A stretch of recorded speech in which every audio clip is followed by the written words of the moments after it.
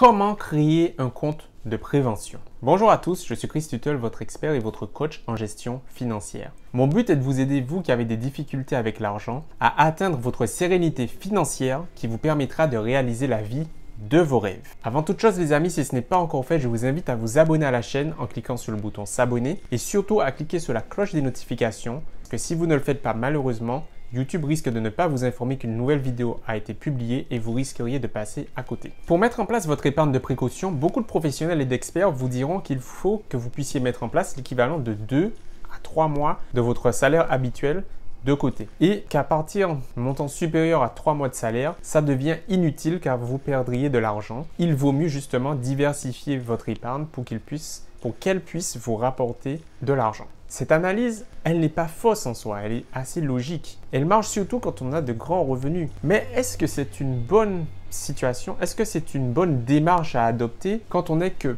peu protégé face à un risque qui viendra? Parce que le problème est là, les amis. Le risque, il va venir, il sera présent. La vie, elle est faite de surprises. Parfois des bonnes, parfois des mauvaises. Mais c'est comme ça, c'est une réalité. Et nous sommes tous confrontés à cela. Alors puisque c'est une situation à laquelle on ne peut échapper, pourquoi ne pas faire les choses bien et se préparer pour transformer cette situation de crise en un simple inconvénient? La première étape à faire, c'est d'identifier l'équivalent de 6 mois de dépenses. Le montant que vous avez l'habitude de dépenser en un mois, vous devez le multiplier par 6. C'est-à-dire que vous avez l'équivalent de 6 mois de vos dépenses. Si jamais vous avez un imprévu, s'il y a un risque qui se réalise, eh bien, vous savez que de toutes les façons, que ce soit une perte d'emploi, que ce soit une chaudière qui se casse ou un frigo qui tombe en panne, bref, les événements, les aléas, ils sont multiples et parfois on n'y pense quasiment pas, mais pourtant ils se réalisent. Peu importe ce qui se passera, vous savez que vous avez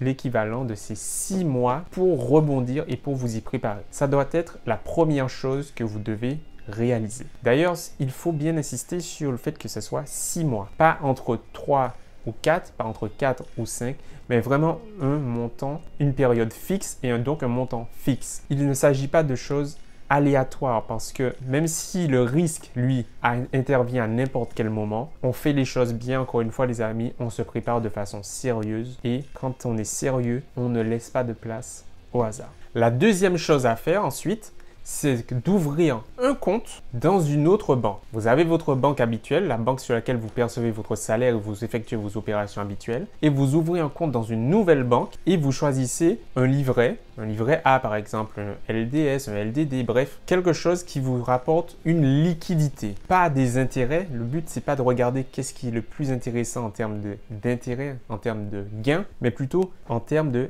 liquidité. Le but, en fait, c'est d'avoir une liquidité rapidement accessible, mais que vous ne pourrez pas non plus utiliser dès la moindre envie, dès le moindre besoin, qui ne sera pas vraiment une situation de crise. Un livret, type livret A, vous pouvez retirer ces sommes assez rapidement, mais sur un compte différent, dans une banque différente. Comme ça, vous ne serez pas tenté aussi facilement d'y toucher. Alors, bien sûr, vous pouvez ouvrir un compte dans une banque en ligne.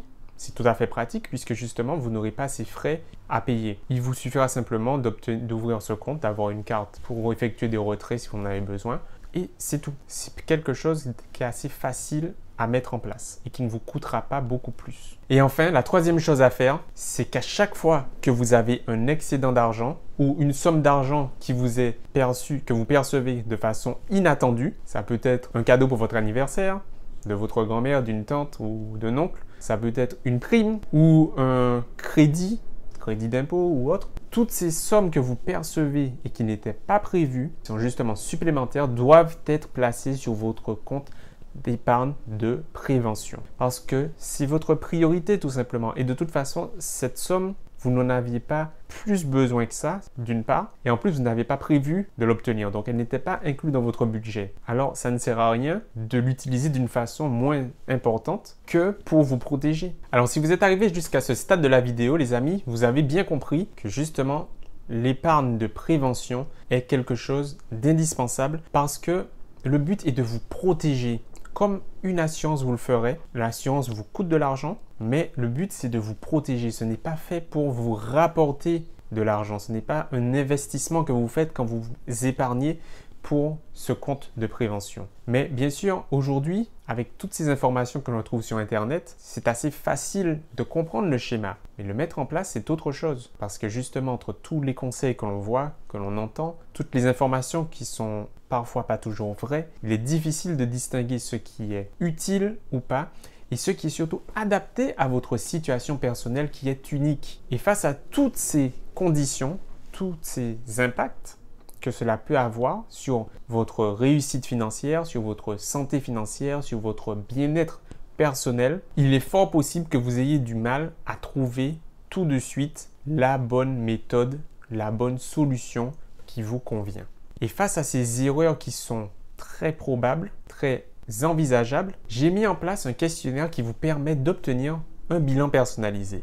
Votre bilan personnalisé qui vous permettra de voir où vous en êtes à l'heure actuelle, comment faire justement pour améliorer votre situation actuelle et atteindre un niveau supérieur qui vous mènera vers votre sérénité financière. Si ça vous intéresse les amis, il vous suffit de cliquer sur le lien qui se trouve dans la description de la vidéo et de répondre à ce petit questionnaire. Il n'est pas long, c'est à peine 5 minutes. Si vous avez appris une chose nouvelle grâce à cette vidéo, les amis, si vous avez apprécié le contenu de cette vidéo, n'hésitez pas à la liker, à la partager auprès de vous. Je suis sûr qu'elle pourra intéresser une personne au moins dans votre entourage. Dites-moi également dans les commentaires ce que vous avez le plus apprécié ou ce que vous avez appris grâce à cette vidéo. Et puis, surtout, j'ai très envie de savoir quelle est votre méthode pour mettre en place votre épargne de précaution. Dites-le moi juste en dessous dans les commentaires, ça m'intéresse vraiment. En attendant la prochaine vidéo, les amis, n'oubliez pas de vous abonner à la chaîne si ce n'est toujours pas fait.